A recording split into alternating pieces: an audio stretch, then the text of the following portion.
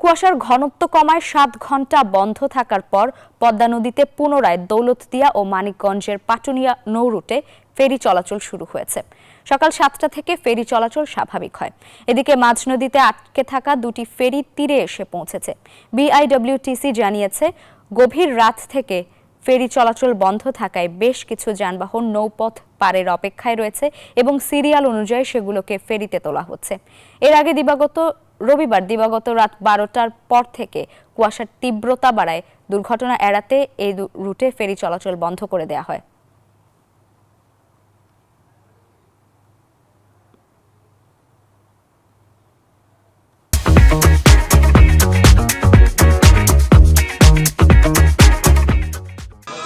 ধন্যবাদ।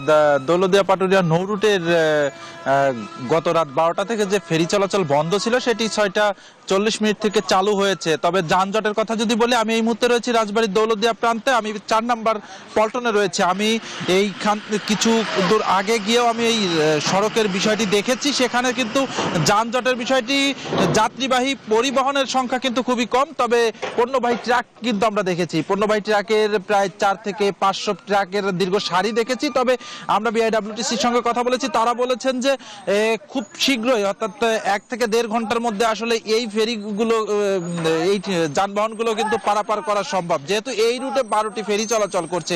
আরেকটি বিষয় জানিয়ে রাখি যে গত রাত 12টা থেকে যে ফেরি চলাচল বন্ধ হয়, যার কারণে মাঝ নদীতে 2টি ফেরি আটকা পড়েছিল। সেই ফেরিগুলোতেও আমরা 5 থেকে 6টি আসলে যাত্রীবাহী পরিবহন দেখেছি।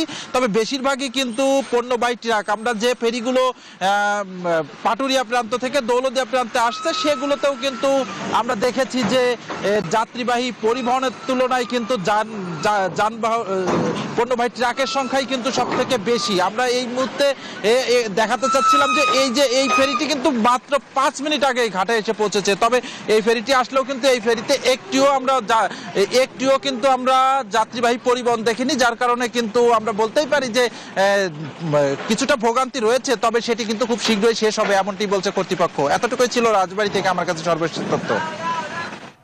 মিঠুন, ধন্যবাদ আপনাকে।